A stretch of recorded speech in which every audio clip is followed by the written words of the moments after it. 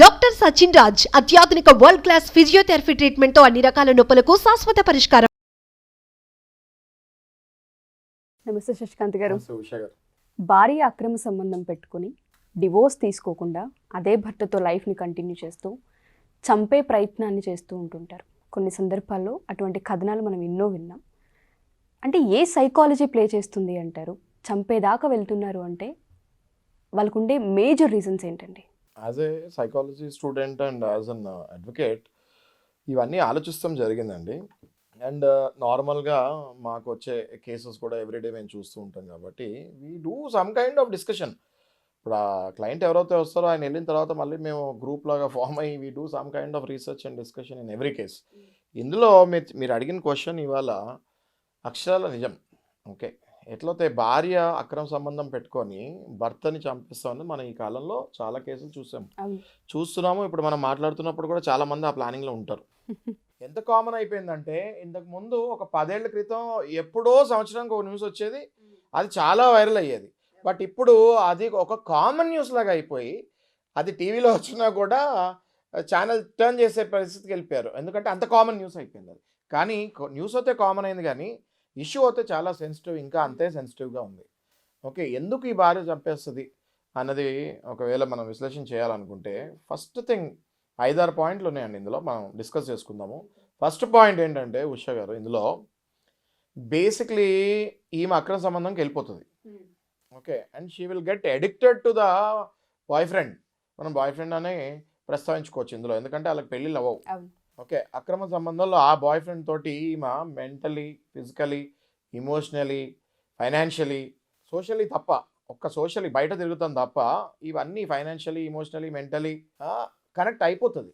Connect ఎంతగా అయిపోద్ది అంటే భర్తను చూస్తే వీడొక అడ్డు అని మైండ్లో రిజిస్టర్ అయిపోద్ది. ఎప్పుడైతే అడ్డు అని రిజిస్టర్ అవుద్దో ఆ అడ్డుని ఏం చేస్తారు?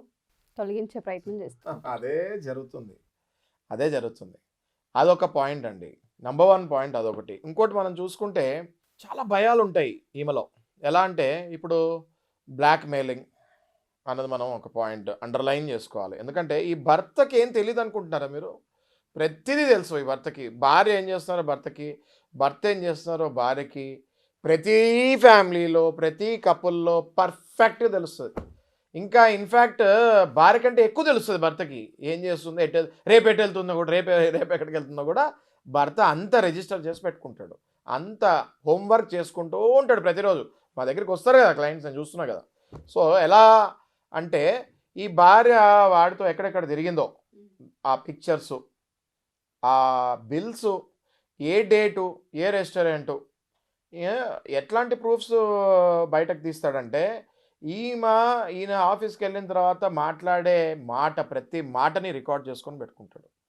ఎక్కడికోతే వెళ్తాడో అక్కడ ఏదో ఒక రకంగా ఇవాళ రేపు కెమెరాస్ ఎక్కడ పడితే అక్కడ పిక్స్ టక్మని తీసేయచ్చు. ఇక్కడ ఎవరినో పంపిస్తాడు వీళ్ళ ఆఫీస్లో కొలీగ్ని, ఎందుకంటే ఆ కొలీగ్ కూడా ఇలాంటి ప్రాబ్లంలో వీడు సపోర్ట్ చేస్తూ ఉంటాడు. ఆ కొలీగ్ ఖచ్చితంగా వెళ్తాడు. They take it very seriously. ఎప్పుడైతే వీడు వెళ్ళి ఆఫీస్లో చెప్తాడో కొలీగ్కి, ఇట్లాంటి ప్రాబ్లమ్స్ ఉన్న వాళ్ళు ఒక బ్యాచ్ ఉంటారు. ఓకే, నాకు కూడా ఇది స్టార్ట్ అయిందిరా, ఇంకా నువ్వు యూ హ్యావ్ టు సపోర్ట్ మీ అంటాడు. ఇంకా వాడికి హెల్ప్ చేసుకుంటూ ఉంటారు.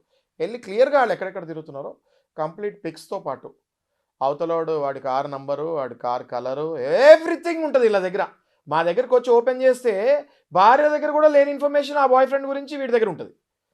ఓకే, అండ్ వీళ్ళిద్దరు చాలా క్లోజ్ మూమెంట్స్ ఉన్నవి కూడా క్యాప్చర్ చేస్తాం జరుగుతుంది. ప్రైవేట్గా వాళ్ళిద్దరు ఉన్న క్లోజ్ మూమెంట్స్ కూడా వీళ్ళు క్యాప్చర్ చేసి పిక్చర్స్ చాలా జాగ్రత్తగా పెట్టుకుంటారు. వీళ్ళు చాలా జాగ్రత్త పెట్టుకుంటారు. వీళ్ళు ఆఫీస్లో డాక్యుమెంట్స్ ఎలా పెట్టుకుంటారు, ఫైలింగ్ చేసి పెట్టుకుంటారు వీళ్ళు.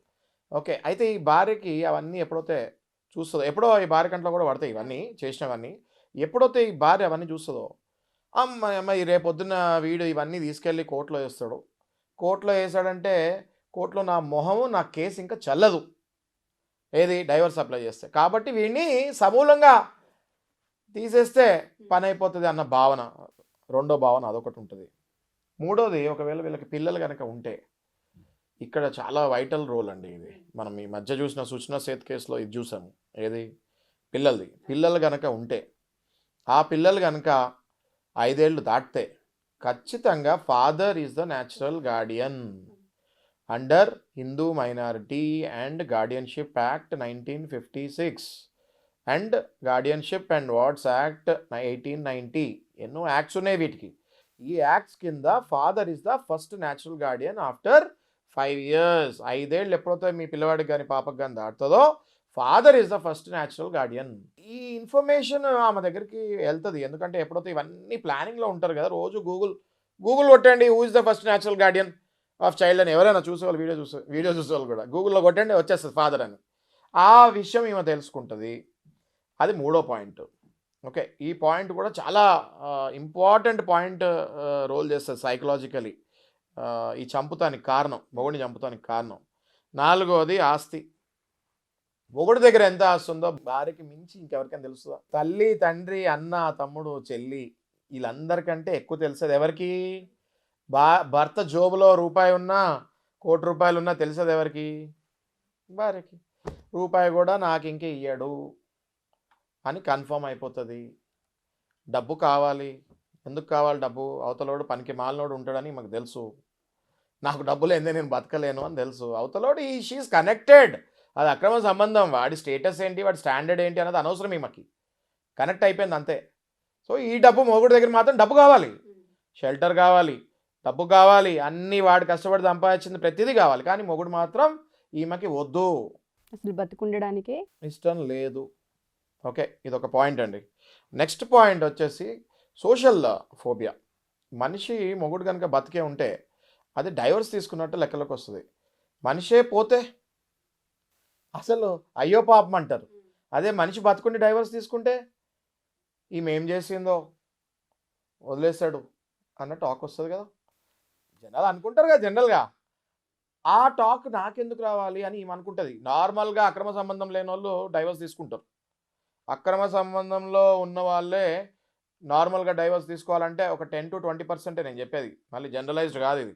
అయితే వీళ్ళు ఏం చేస్తారంటే మొగుడు కనుక ఒకవేళ బతుకుంటే రేపు పొద్దున ఈ ఫోబియా అంటే నలుగురిలో ఫంక్షన్లకు వెళ్ళినా, పార్టీలకు వెళ్ళినా, పెళ్ళిళ్ళకి వెళ్ళినా డైవర్స్ అన్నది ఒకటి వచ్చేస్తుంది. మనిషి పోయి మళ్ళీ పెళ్లి చేసుకుంటే డైవర్సే అవసరం లేదు కదా. మనిషి పోయినప్పుడు there is no divorce required. అయ్యో పాపం అని ఇంకా సింపతి ఉంటుంది. మళ్ళీ పెళ్లి చేసుకుందిలే, మళ్ళీ జీవితం సాగిస్తుంది, పిల్లల్ని పాపం పిల్లల గురించి చేసుకుంది పాపం అదొకటి వస్తుంది. ఓకే, ఈ రకంగా ఇన్ని పాయింట్లు వాళ్ళు మైండ్లో రిజిస్టర్ అయ్యి పాపం ఒక రాగా చెప్పాలంటే వాళ్ళని చూసి మనము జాలిపడాలా, బాధపడాలా, కోపం తెప్పించుకోవాలా అనే అర్థం కాని పరిస్థితిలో మాలాంటి వాళ్ళు ఉంటారు. ఓకే, ఎందుకు అంటే జాలిపడాలా అంటే జాలిపడలేము, చంపేసింది, నిండు ప్రాణం తీసేసింది. ఓకే, ఇక్కడ ఇంకో పాయింట్ ఉందండి అన్నట్టు. ఈ హస్బెండ్ యొక్క రిలేటివ్స్ ఉంటారు. ఓకే, ఈ మనిషి బతికే కనుక ఉంటే డైవర్స్ తీసుకుంటే ఈ హస్బెండ్ రిలేటివ్స్ ఏం చేస్తారు? వాళ్ళ అన్న కానీ, వాళ్ళ తమ్ముడు కానీ, వాళ్ళ అమ్మ కానీ, వాళ్ళ నాన్న కానీ మళ్ళీ అబ్బాయి జీవితం సజావుని ఎట్లా పెట్టాలా, ఈమె చేసిన భాగవతం అంతా ఈడు డిప్రెషన్లో ఫస్ట్ డిప్రెషన్కి వెళ్ళిపోతాడు. ఈయన డిప్రెషన్ నుంచి బయటికి లాగి మళ్ళీ ఆ పిల్ల ముందే నుంచోపెడతారు. ఎవరు? హస్బెండ్ యొక్క రిలేటివ్స్. అవన్నీ ఈమె చూసే ఓపిక ఈమెకు ఉండదు. ఎందుకంటే ఈమె అన్ని తప్పులతో కూరుకుపోయిన జీవితం ఈమెది. ఈమె జీవితం ఎట్లా అయిపోతుంటుంది అంటే మొత్తం ప్రతిరోజు ప్రతి క్షణం ఈమె చేసేదే ఒక పెద్ద తప్పులాగా ఆమె కూడా ఫీల్ అవుతుంది. అది వాస్తవంగా కూడా నిజమే. బట్ ఆమె ఇంకా ఎక్కువ ఫీల్ అవుతుంది. తప్పు చేసిన వాళ్ళే ఎక్కువ ఫీల్ అవుతారు కదా పక్కన వాళ్ళకంటే, ఎందుకంటే వాళ్ళకి తెలుసు కదా చేసామని. సో ఇవన్నీ అనేక రకంగా మైండ్లో ఉండి చిచ్చుకుపోయి మైండ్లోకి ఇవన్నీ ఆమె ఆఖరికి హస్బెండ్ని ఏదో ఒక రకంగా సమాజానికి తెలియకుండా. ఇంకొక పాయింట్, ఇన్సూరెన్స్ కూడా వస్తుంది. ఓకే, అంటే చెప్పుకుంటూ పోయినా మా దగ్గర కేసెస్ అలా ఉన్నాయి విషయం. ఇన్సూరెన్స్ కూడా వస్తుంది. ఒకవేళ ఏదో ఒక రకంగా హస్బెండ్ పోతే నాకు ఇంత ఇన్సూరెన్స్ వస్తుంది. ఎందుకు ఎన్ని కేసులు చూసాం మన టీవీలో? నాకు ₹1,00,00,000 వస్తుంది, ఒక 2 కోట్లు వస్తాయి, ఇది బయటకు రాదులే అంటే వీళ్ళు ఏ భ్రమలో ఉంటారంటే, పిచ్చోళ్ళు వీళ్ళు ఏ భ్రమలో ఉంటారంటే ఇన్సూరెన్స్ కాదు నువ్వు జైలుకి వెళ్తావు అనేది మర్చిపోతారు. ఎట్లా చేయనియండి, ఒక మనిషి పోయాడంటే ఇవాళ మన పోలీసు కానీ, మన ఫారెన్సిక్ ల్యాబ్స్ కానివ్వండి, మన డాక్టర్స్ కానివ్వండి, మన లాయర్స్ కానివ్వండి, ఎంత టఫ్ అయ్యామంటే సమస్య లేదు మీరు చెప్పేది వినటానికి. కానీ వీళ్ళు ఏ భ్రమలో ఉంటారు? అసలు ఇవన్నీ ఎవరు పట్టుకోరో నేను చాలా నాగ్గా చేస్తాను. మొన్న సుచనా సేత్ ఏం చేసింది? పొద్దున్నే లేచి ఏమంది? పాప ఎలా పోయిందో అది తెలియదండి. వీళ్ళు కూడా అలాగే ఏదో భ్రమలో ఉండి సైకలాజికల్ డిప్రెషన్కి వెళ్ళిపోయి ఇలాంటి పిచ్చి పనులు చేస్తారు. ఇంత వస్తుంది ఇన్సూరెన్స్, 2 కోట్లు వస్తాయి, ఆస్తో 2 కోట్లు, చేసిన చేసిన అప్పులు పోతాయి, ఈడ ఆల్రెడీ ఏదో అప్పులు చేస్తుంటాడు పాపం, ఆ అప్పులు ఇంకా కట్టక్కర్లేదు, పిచ్చోళ్ళు వీళ్ళు. వీళ్ళు ఫస్ట్ లీగల్ ఎయిర్ అవుతారు, భర్త పోతే భార్య అప్పులు తీర్చాలి, ఇది తెలియదు, ఇవి తెలుసుకోరు. భర్త పోతే భార్య అప్పులు తీర్చాలి, భర్త చనిపోయే ముందు ఎవరికైనా చెక్ ఇస్తే ఆ చెక్ ఏదైనా బౌన్స్ అయితే భార్య తీర్చాలి భర్త పోయిన తర్వాత. ఇవన్నీ తెలియక పిచ్చి పనులు చేస్తారు వీళ్ళు. ఇవన్నీ తెలుసుకోండి అంటున్నాను నేను. ఇట్లాంటి ఆలోచనలు ఎవరైనా మైండ్లో ఉంటే మీరు బాగుపడతారు అనుకుంటే అది రాంగ్. మీ భర్తని ఎలా బాగు చేయాలో ఆలోచించండి. ఇంకోటి అండి, ఇప్పుడు జనరల్గా వేరే వాళ్ళు ఇంకా ఆలోచించేది, ఇంకా డెప్త్కి వెళ్తే ఆలోచించేది ఏంటి అంటే, ఎప్పుడైతే ఒకవేళ చంపకుండా వదిలేస్తే ఆ పిల్లలు ఎలాగో 18 ఇయర్స్ దాటిన తర్వాత మైనారిటీ కూడా పోతుంది, 5 ఇయర్స్ దాటిన తర్వాత ఫాదర్ దగ్గరికి ఆటోమేటిక్గా ఫాదర్ పిల్లల మీద ప్రేమ ఉన్న వాళ్ళు ఎవరు వదలరండి. ఇట్లాంటి అక్రమ సంబంధాలు పెట్టుకుని వెళ్ళిన వాళ్ళకి కోర్టు కూడా ఏమీ సపోర్ట్ చేయదు, మెయింటెనెన్స్లు కూడా ఒక పట్టాన ఇవ్వరు. ఓకే, పిల్లల్ని అయితే ఇంకా దూరం. ఎప్పుడైతే అక్రమ సంబంధం పెట్టుకొని భర్తని వదిలేస్తుందో పిల్లల్ని ఆమె దగ్గర ఎలా పెడతారండి? ఇప్పుడు వచ్చేవాడు, ఇప్పుడు అమ్మాయిలు ఉన్నారనుకోండి, ఆమెకి వచ్చేవాడు ఎలా ఉంటాడు? మరి అక్రమ సంబంధం పెట్టుకొని వెళ్ళినవాడు ఆడపిల్లల్ని పెట్టుకొని వాడి దగ్గర వదిలేస్తారా భర్త? లేకపోతే భర్త వైపు చుట్టాలు వదులుతారా? 1% కూడా వదలరు. సుప్రీంకోర్టు వరకనే వెళ్తారు కానీ వాళ్ళ పిల్లల్ని మాత్రం వదులుకోరాలు. ఓకే, సో ఇవన్నీ కూడా వీళ్ళు మనలాంటి వీడియోస్ చూసి తెలుసుకుంటారు, లాయర్స్ వీడియోస్, అడ్వకేట్స్ వీడియోస్ ఇవన్నీ చూసి ఈ నాలెడ్జ్ పెంచుకుంటారు. పెంచుకొని రేపొద్దున నా పిల్లలకు కూడా కోర్టులోనే డైరెక్ట్గా వీడేస్తాడు కదా, ఇందాక మనం మాట్లాడుకున్నాం కదా వీడియోలు ఫోటోలు ఉంటాయని, అవన్నీ వీడియోలు ఫోటోలు పెట్టి కోర్టులో వేస్తాడు కదా, ఆ పిక్చర్ అంతా కూడా పిల్లలకి పెద్ద అవుతూ ఉంటే వాళ్ళకి వచ్చిన తర్వాత ఓకే మా అమ్మ ఇట్లా అక్రమ సంబంధం పెట్టుకొని వెళ్ళిపోయింది క్లారిటీ ఉంటుంది కదా క్లియర్గా. ఆ క్లారిటీ వచ్చిందంటే తల్లి మొహం ఇంకా జీవితంలో పిల్లలు చూడరు అన్న భయం ఏమకు ఉంటుంది. సో దానివల్ల కూడా ఇలా రాంగ్ ఆలోచించే ప్రయత్నం చేస్తారు. షో గారు, మీరు ఇదంతా మనము ప్యాటర్న్ అబ్జర్వ్ చేస్తూ ఉంటే ఇందులో ఈమె ఏం చేస్తుంది అంటే బేసిక్గా ఈ భర్తని, ఈ బాయ్ ఫ్రెండ్ అండ్ భార్య ఇద్దరు కలిసి, నేను లైవ్ కేసెస్ చాలా చూస్తున్నాను ఇంకా. ఓకే, వీళ్ళిద్దరు కలిసి అక్రమ సంబంధం పెట్టుకున్నవాడు ఈ భార్య ఇద్దరు కలిసి ఎంత చిత్రహింస పెడతారంటే ఈ హస్బెండ్ని ఒక సైకలాజికల్గా ఉద్యోగము, బిజినెస్ ఇవన్నీ పోగొట్టేసి, ఓకే, ఒక చీకటి రూమ్లో పడేసి వాడిని బయటకు రానికుండా వాడికి సొసైటీకి కట్ చేసేసి వాడిని వాళ్ళ ఫ్యామిలీ మెంబర్స్ని మొత్తం కట్ చేసేసి ఫ్రెండ్స్ ఏ ఫ్రెండ్ తోటి టచ్ పెట్టుకోకుండా ఫోన్ మొత్తం ఈమె కంట్రోల్లోకి తీసేసుకొని, ఓకే, ఫోన్లో మాట్లాడితే ఏం మాట్లాడాలి, ఎవరితో ఏం మాట్లాడాలి, ప్రతిదీ హ్యాండ్ ఓవర్ వీళ్ళు చేసుకొని వన్ ఫైన్ డే వాడు సూసైడ్ చేసుకునే థాట్స్ టెండెన్సీస్ వచ్చినప్పుడు డాక్టర్కి కూడా చూపించకుండా వాడిని ఇంట్లోనే సూసైడ్ చేసుకునేటట్టు చేసి, సూసైడ్ చేసుకుంటున్నాడు లోపటని తెలిసి కూడా వీళ్ళు తాళం వేసి బయటకు వెళ్ళిపోయి వాడు సూసైడ్ చేసుకున్న తర్వాత వీళ్ళు లోపలికి వస్తారు. ఈ కేసెస్ నేను నా కళ్ళారా చూశానండి. వీళ్ళది ఏంటి అంటే వాడిని వదిలేసినా హ్యాపీగా బతికేవాడు, వదిలితే నా కళ్ళ ముందే వీడు మళ్ళీ బాగుపడతాడు, ఆ ఫ్యామిలీ మళ్ళీ బాగుపడుతుంది. ఏ ఫ్యామిలీ? భర్త వైపు ఫ్యామిలీ మళ్ళీ బాగుపడుతుంది. వీళ్ళ రివెంజ్ ఓన్లీ భర్త మీదే ఉండదండి, భర్త, అత్త, మామ, ఆడబడుచు, మర్ది అందరి మీద ఉంటుంది ఇలా రివెంజ్. ఓకే, వీళ్ళందరూ సర్వనాశనం అయిపోవాలి, వీడు సస్తేనే నాకు మనశ్శాంతి అన్నట్టు ఒక ఫిలిసైడ్ సైకోసిస్ స్టేజ్కి వెళ్ళిపోతారు వీళ్ళు. ఇలాంటి వాళ్ళు చాలా హానికరం సమాజానికి. ఓకే, వీళ్ళని కఠినంగా శిక్షించాలి పట్టుకొని. అబట్మెంట్ ఫర్ సూసైడ్కి వెళ్తారు వీళ్ళు, that is called abetment for suicide. ఇవన్నీ కూడా ప్రాపర్ మంచి క్రిమినల్ లాయర్ అప్రోచ్ అయ్యి మీరు ఇవన్నీ కనుక పాయింట్స్ చెప్తే వాళ్ళు వితిన్ 2 days ఆమెను తీసుకెళ్ళి జైల్లో వేపిస్తారు, బెయిల్ కూడా రాదు. Okay, that is equal to murder అండి, that is equal to cold blooded murder. Abetment for suicide అని మనం అంటాము, abetment for suicide is also a murder in few sections. అంటే కంపారిజన్ రెడ్ విత్ చేస్తాం అనమాట. మేము ఏం చేస్తామంటే లా లాంగ్వేజ్లో రెడ్ విత్ అంటే ఒక సెక్షన్ ఇంకో సెక్షన్తో కంపేర్ చేసి ఈ abetment for suicide some times it is called as a murder also in few situations అన్నది మేము చేసి వాళ్ళని మర్డర్ కేసు అయ్యేటట్టు చేసి వాళ్ళని లోపల దోస్తాం. ఓకే, ఇది తెలీదు పాపం చాలామందికి, చూసే వాళ్ళకు కూడా నేను చెప్పేది ఇలాంటి పిచ్చి ఆలోచనలు ఏదైనా మైండ్లో పెట్టుకుంటే మాత్రం మీరు విరమించుకోకపోతే ఆ తర్వాత మీరు అంధకారంలో ఉండి ఆలోచిస్తున్నారు, ఆ తర్వాత మిమ్మల్ని వెలుగులోకి మేము లాగినప్పుడు ఆ కిరణాలు మీరు భరించలేరు, అంత స్ట్రాంగ్గా మీ మీద పనిష్మెంట్స్ పడతాయి. ఓకే, సో ఇది ఆలోచించుకోవాలి. శశికాంత్ గారు, మీరు చెప్తుంటే ఒక్కొక్క పాయింట్ ఆలోచిస్తూ ఉంటే వీళ్ళ వెనక ఇన్ని కారణాలు ఉంటాయా? తెలియకుండా ఒక మనిషిని సైకలాజికల్గా ఇంత ఇబ్బంది పెడుతూ వాళ్ళంతటి వాళ్ళ ఆత్మహత్యలు చేసుకునే దాకా తీసుకెళ్ళిపోతున్నారా? ఒక రిలేషన్షిప్ అంటే ఇంత ఈజీ అయిపోతుందా? ఒక అక్రమ సంబంధం కోసం ఒక నిండు ప్రాణాన్ని బలి చేస్తున్నారా? ఒక కుటుంబాన్ని రోడ్డున పడేస్తున్నారా అని అనిపిస్తుంది. సో చాలామంది తెలియకుండా ఇటువంటి ట్రామాల్లో ఉంటుంటారు అండ్ ఇటువంటి సమస్యలో మునిగిపోతూ ఉంటుంటారు. ఎవరైతే హస్బెండ్స్ ఇబ్బంది పడుతూ ఉంటుంటారో లీగల్గా మిమ్మల్ని అప్రోచ్ అవ్వచ్చు అంటారా సార్? 2 చెప్తాను నేను ఉషా గారు వీడియో ఎండ్ చేసే ముందు.